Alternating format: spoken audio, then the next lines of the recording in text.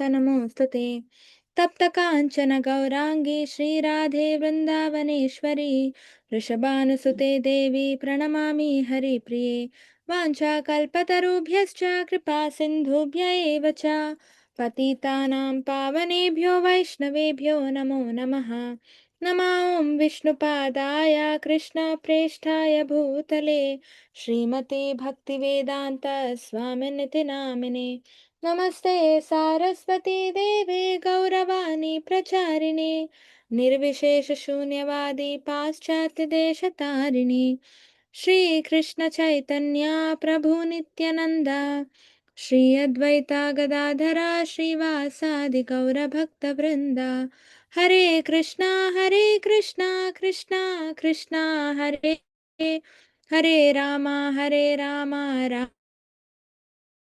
Hare Hare Krishna everybody, welcome you all to Hare Sadhachar. Krishna Mataji, Hare Krishna Hare Mataji. Krishna. Hare Krishna Mataji. Hare Krishna. Okay, so any idea what are we going to start with today? New prayers?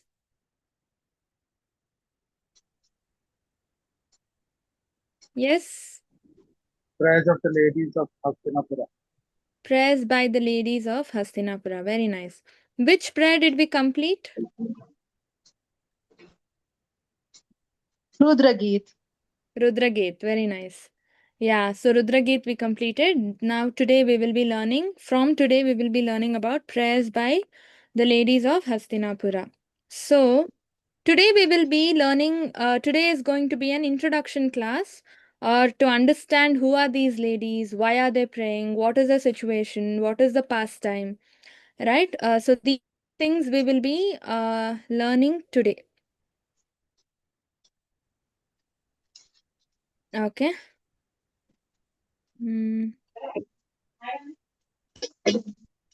Yeah.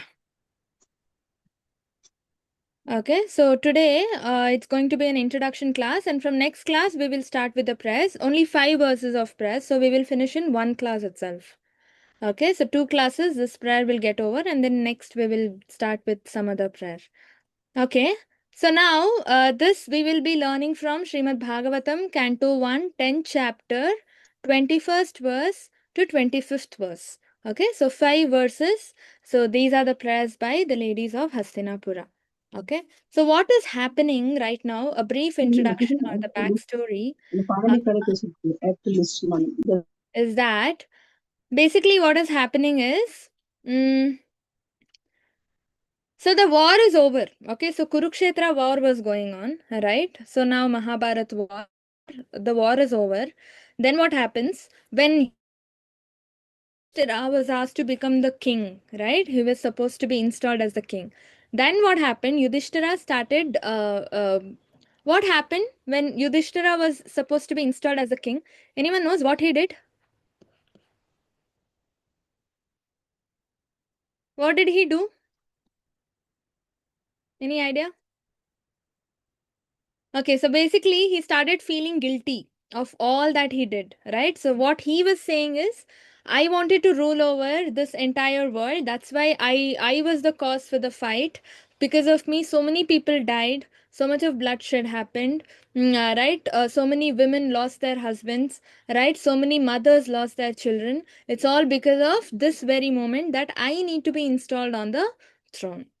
That was the only reason. So he started feeling guilty, right? But actually it was all Krishna's plan, right? Krishna wanted a devotee only to rule the world, right? And that's why he was the one who made arrangements for the war. And in fact, Krishna, the one who guided Arjuna and the Pandavas so that they will win the war. Krishna shows all this in his Kala Roop also, in Vishwaroop, right? Where he literally shows that it's all Krishna's plan, right? Pandavas were just instruments, right? So then what happens? Yudhishthira was taken to Bhishma Dev, where Bhishma Dev starts counseling him on the deathbed itself, right? He was sleeping on the arrows of throne, and there he starts counseling Yudhishthira that he has not done anything wrong, and he also advises Yudhishthira on what he needs to do or how he needs to rule over the world, right? After taking that guidance, he is installed as the king. right? So he's installed as the king and he rules over the world. So when he was ruled over the world, I mean, he was ruling over the world, what happened? A little bit of description is given in Bhagavatam that everything was so proper. You know, the mountains were full of minerals, the soil was full of, I mean, it was giving nice nutrition to plants, and all the plants were giving nice flowers and fruits and vegetables, right? All the vegetables and fruits were very tasty, right? Rain was on time and all the seasons were working well, right? All the oceans were filled with these pearls and corals and everything, right? So entire country was very rich and nobody faced these problems of these epidemics or anything, pandemic, epidemic, nothing like that. Everybody was rich, everybody had what they were doing their work, they were living comfortably, everything was so perfect, just because a devotee was ruling, right? Because when a devotee rules, he will follow all the rules and regulations, and more importantly, what he does it as an offering to the Lord, right? So definitely he will offer all his citizens and everybody to the Lord to take care, right? So everything will be taken care personally by the Lord. And when Yudhishthir was ruling, Krishna was present there for a few months. So Krishna basically belongs to Dwaraka, right? He's the king of Dwaraka, but he came to Kurukshetra, I mean Hastinapura, for because of the war, right? To guide them and to be with them and to help them. And after the war was over, to pacify them, they lost their relatives and everybody, right? So to pacify them, he was still staying back. Now, even after Yudhishthir was installed as the king, he was still staying with them to guide or to be a friend, as a friend and to support. He was still there for few months. Now, when everything was fine, when Krishna ensured everything is going well under Yudhishthira's rule, what happened?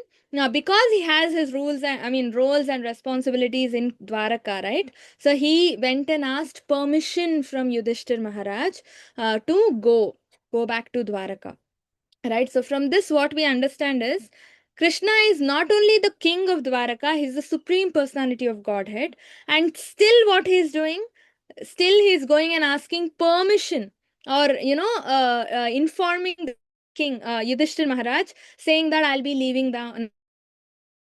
I have to leave now and all that, right? So please allow me to, right? So from this, we need to understand Krishna is playing the role of a friend here, or playing a role of a normal human being to teach us, right? Whatever, these people follow, leaders follow, common man.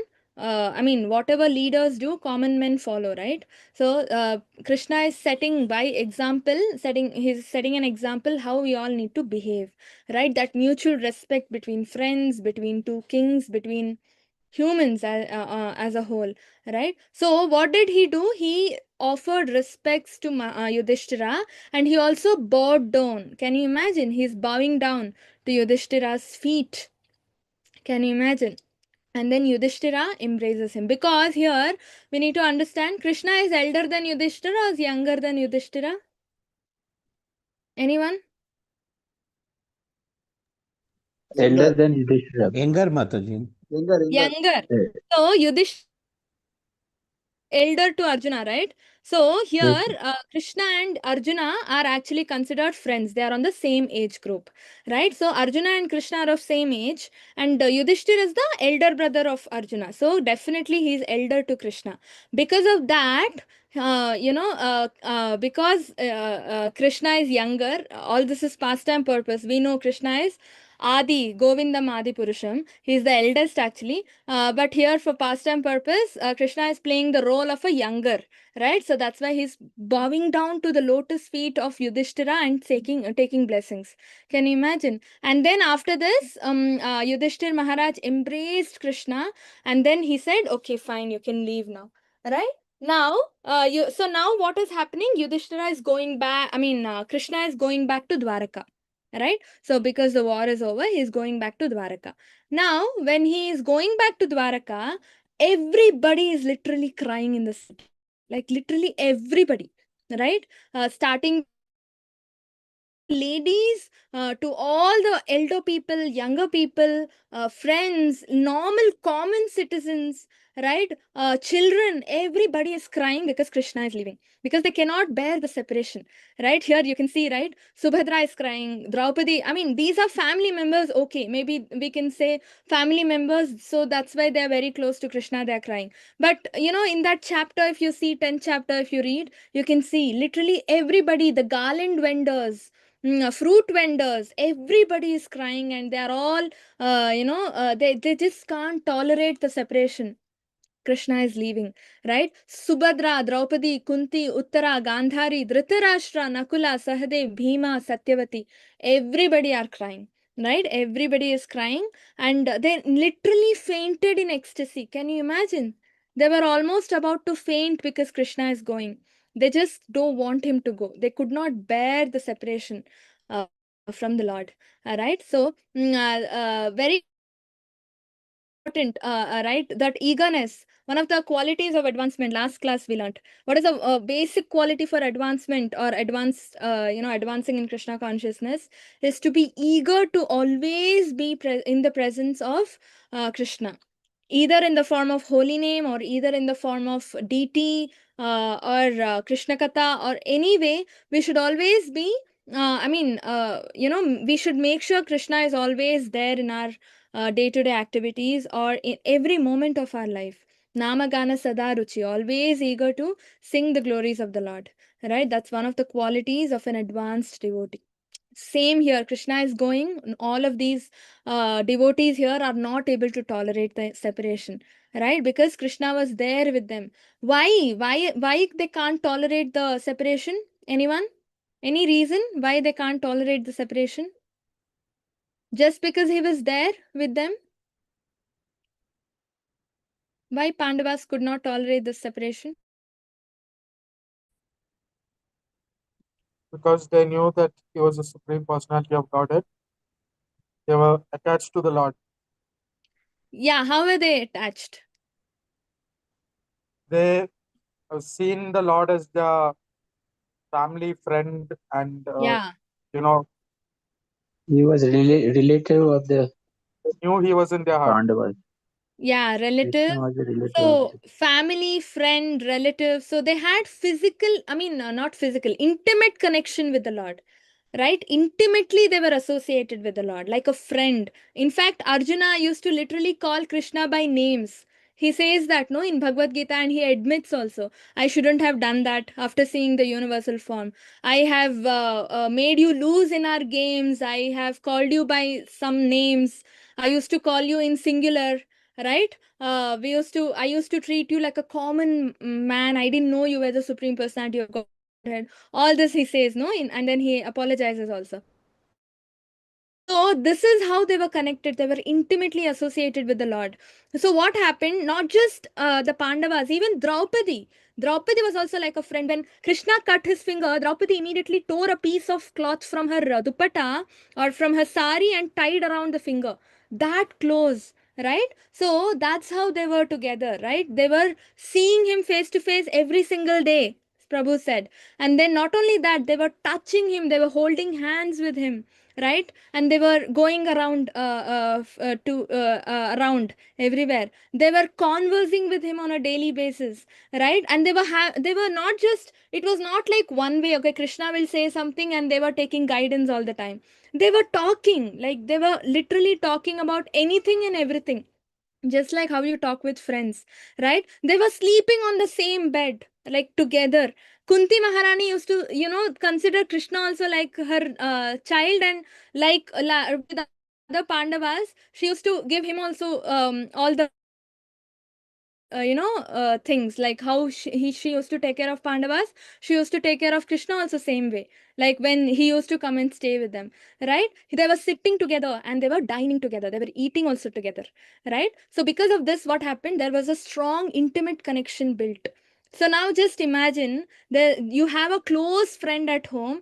He has come to stay and he's been staying with you for like say for a year now, right? You've been intimately connected with that friend. He's very helpful. He's very nice. He's very sweet, right? You're talking to him every day. You're dining with him. You're sitting with him. You're going around with him, right? And then one day he comes and says, "I need to go back home. I have responsibilities there." How hard you'll feel very heavy in your heart, no? You'll be like, oh my god, all this while he was so helpful, he was so supportive, he was always there for me. Now suddenly he's going, right? And that to hear it, he's the Lord himself, and they all know he's the Supreme Personality of Godhead, right? So in Vrindavan they don't know he's the Lord, but in anywhere outside Vrindavan everybody knew he's the Supreme Personality of Godhead, right? So now their intense separation is even more, right? Because the Lord is leaving, right? So they couldn't tolerate, so they were all crying. So this is how the scene looks, right? All of them start feeling very heavy in the heart. And not just the family members, like I said, all the citizens, everybody gather. The moment they get to know Krishna is leaving, everybody gather. Even children, you can see even children over here, they have also come, right, to bid farewell. And everybody come and stand. And not just that, they all see the Lord without blinking their eyes. They think, okay, if I blink my eyes, I will lose out on that 1 second, 1 microsecond, or 1 millisecond to see the Lord. Can you imagine? Krishna is leaving. I don't know if I'll get a chance again to see Krishna or not. Now, if I blink my eyes, I will lose out on that one, microsecond to see the Lord, to see his beautiful form. So they don't even literally blink. Can you imagine? That's the kind of that is called as eagerness.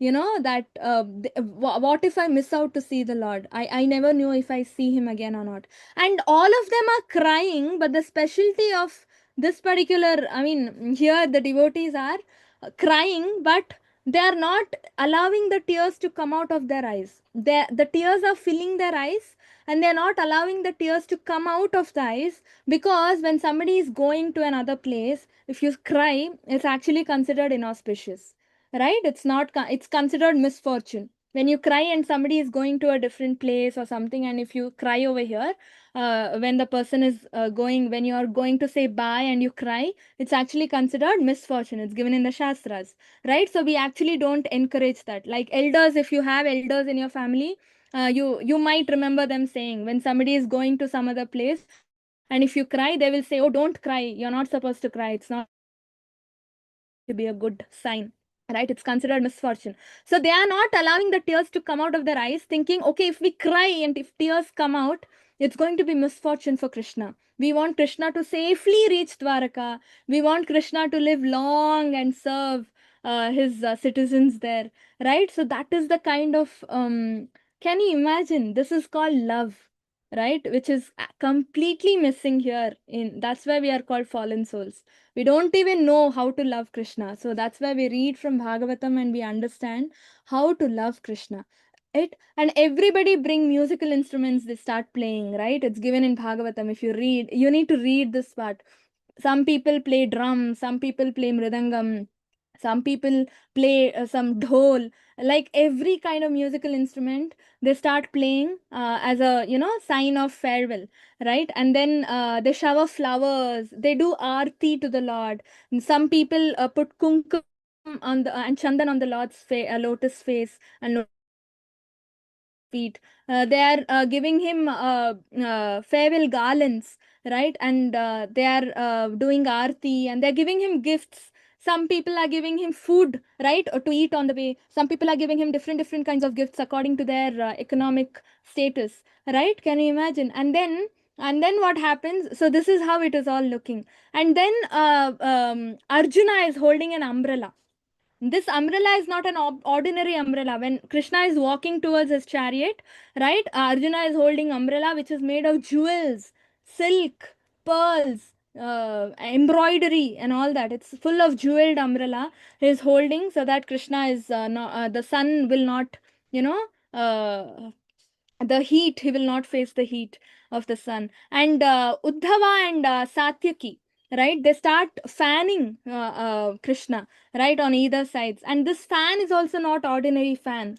Even this fan is fully decorated with gemstones and all that, right? You can visualize literally how Krishna is, taken to his chariot and how he goes to Dwaraka from Hastinapur.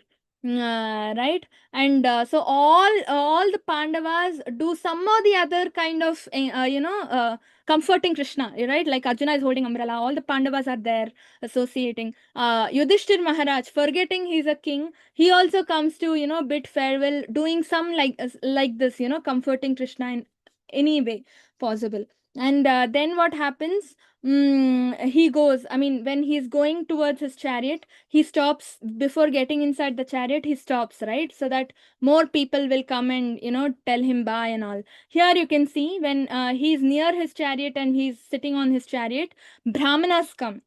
So many Brahmanas come and they start reciting Vedas, right? Because Krishna is a fan of Samaveda, right? Where those verses glorify the beauty of the Lord and they glorify the qualities of the Lord.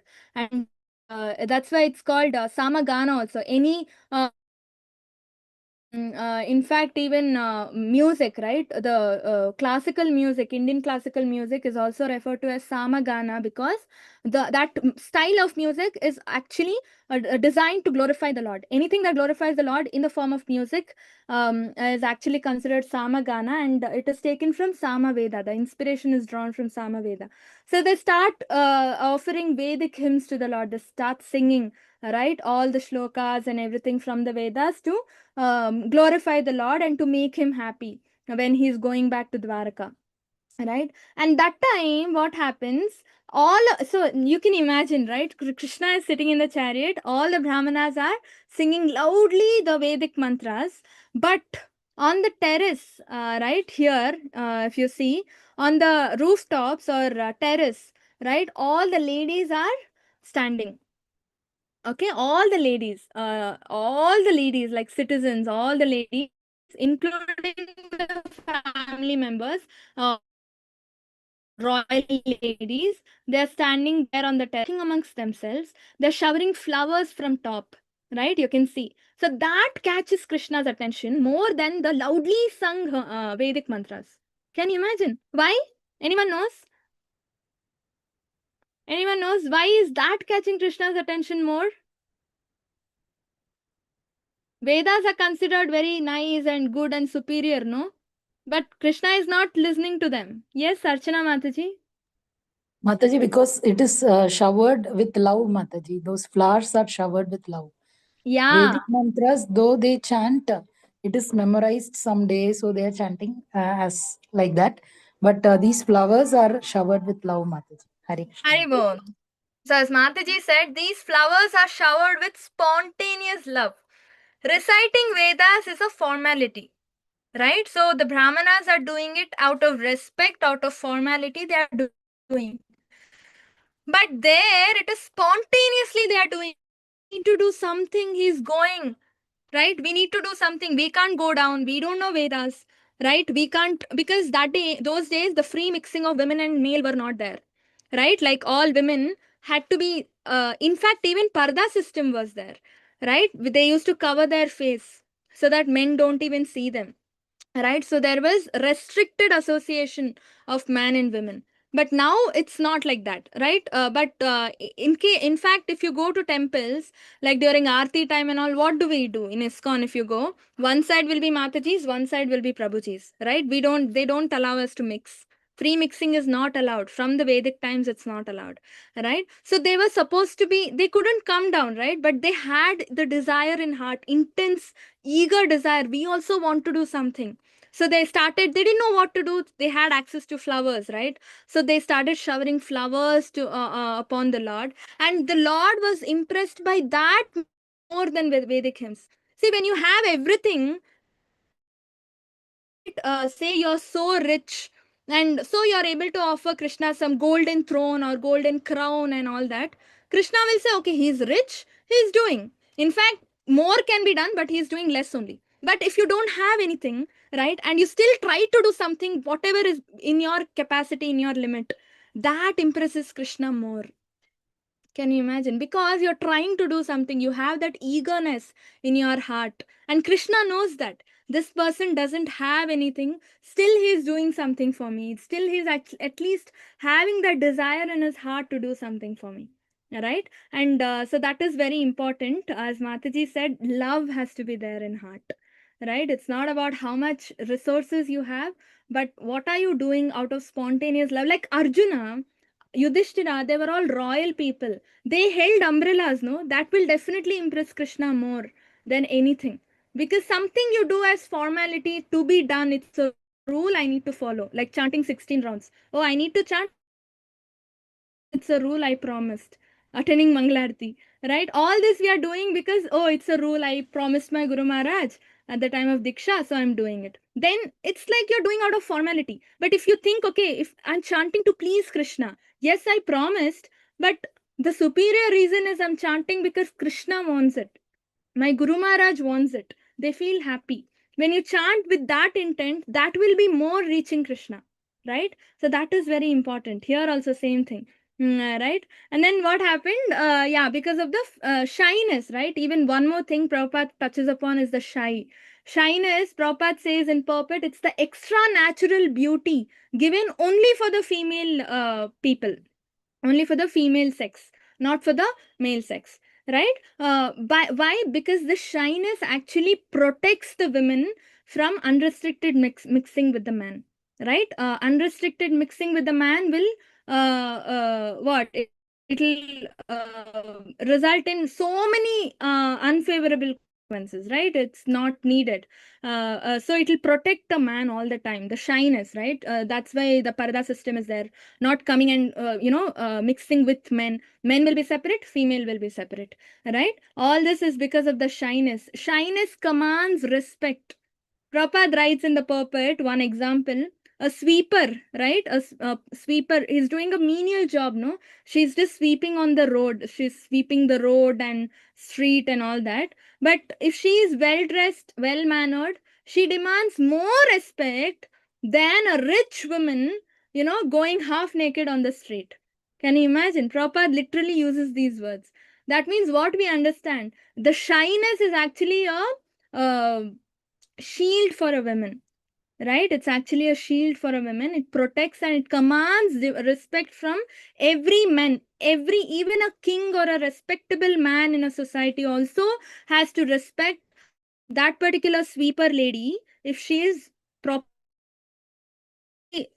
having maintaining the shyness, right? But a woman who's not dressed properly cannot demand any shyness. I mean, respect from any of the men, right? That's why so many criminal activities are happening today, right? So all this Prabhupada talks. So it's actually, shyness is actually a gift, right? So Krishna knows all this, right? Out of shyness, they were all standing on the rooftop, and not only that, they were talking amongst themselves about the Lord, about the Supreme Personality of Godhead. And those talking, right? What they talk, some call it gossiping, some call it chit chatting, but that is what we are studying in the form of prayers from 21st verse. Can you imagine? Prayers by the ladies of Hastinapur is not like formally going and offering prayers like all so far what we learnt, right? Kunti Maharani formally goes and offers prayers. Prahlad Maharaj formally goes and offers prayers. But here what we are learning is this kind of chit-chatting amongst themselves about the Lord, no? That is what we are going to learn in the form of prayers for the next 5 verses. In the next 5 verses, this is what we will be learning. And this catches Krishna's attention more than any kind of things that is happening. Right? So this is very, very important for all of us. How they are completely engrossed in, Krishna's beauty, Krishna's qualities, and what they will talk amongst themselves. And why is Krishna so impressed? This is what we will be learning in these prayers. Okay, Hare Krishna, any questions? So this is a short introduction. Right, from next class, we will be beginning with the prayers. Mataji, Yes, who is the other person? Uddhava and one more Satyaki. devotee. Sat, Ka? Satyaki. Charioteers of Krishna. They actually are Okay. charioteers of Krishna. Charities. Yeah. Hare Krishna. Uddhava Thank you. and Satyaki, if I'm not wrong. Yeah. Hare Krishna. Any other questions? Anything you all wanna add? Yeah, gopis of Very, Hastinapura. very Nice. beautiful presentation, Mataji. Thank you. Hare Krishna. Yeah, no job is menial. Yeah, no job is menial, but that's how society looks at, no? Menial service. That's why even temple Mataji, presidents of society has a wrong perception, yeah, Mataji. yeah. Yeah. Okay, now this initiation, those who are chanting 16 rounds, right? And if you have completed your Bhakti Shastri or on the verge of completing Bhakti Shastri, can apply for initiation. There's a call, right?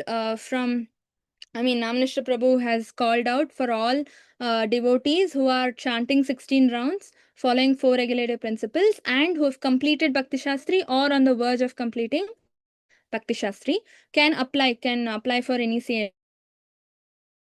Okay, so those who are pursuing your Bhakti Shastri degrees, if you've reached module 5, yeah, module 5 or maybe half of module 6, right, you can apply for initiation. Mataji, devotees who are here, participants who are devotees who are here, they all chant 16 rounds, Mataji. All of them? Yeah, yes, Mataji. Very big Haribol, Haribol. then you all can, actually take initiation. Ekambar Prabhu, have you completed Bhakti Shastri? No, Mata, no. No, are you pursuing? No, Mata. No. Like actually Namnishra Prabhu is very strict ki only Bhakti Shastri, devotees he wants to recommend, because we need to read, no? We need to read all those books at least once. Mataji is very, I heard from one of the Matajis that Ekambar Rao Prabhuji knows, he has read lot of texts, Mataji. He's an expert, Mataji. That is what I heard from others. Has read many books of Prabhupada's and he keeps buying books, Mataji. So Haribol. So I think we can. So interested devotees, Ramya Mataji, Renuka Mataji, Suchana Mataji, Muthumanekyam Prabhu, all of you, Murlidhar Prabhu, right? All of you, if Kamlesh Prabhu, Anuradha Mataji, Megha Mataji. So all of you can write to me or Giridhar Prabhu if you are interested in taking initiation. Okay, Bhakti Shastri we will see. If you've completed, good. If you've not, we will see. But if you are following the 4 regulative principles and chanting the 16 rounds properly every day, then I can talk. Okay, if you are interested, please do write to me or Giridhar Prabhu. Okay, Hare Krishna. Mataji, these 4 regulatory principles are very compulsory. Or Yeah, yes, Mataji, including onion, garlic, and no onion, onion, garlic. onion, garlic. I'm not having. I'm not having meat. Also, I'm not having coffee. Huh. But tea is a big problem for me. There is Vedic coffee, Mataji. Vedic coffee is there, and more these things are there as alternatives. You Okay, can okay, try. Mataji. Okay, I will try that. Yes, Mataji. Yeah, Yeah. surely.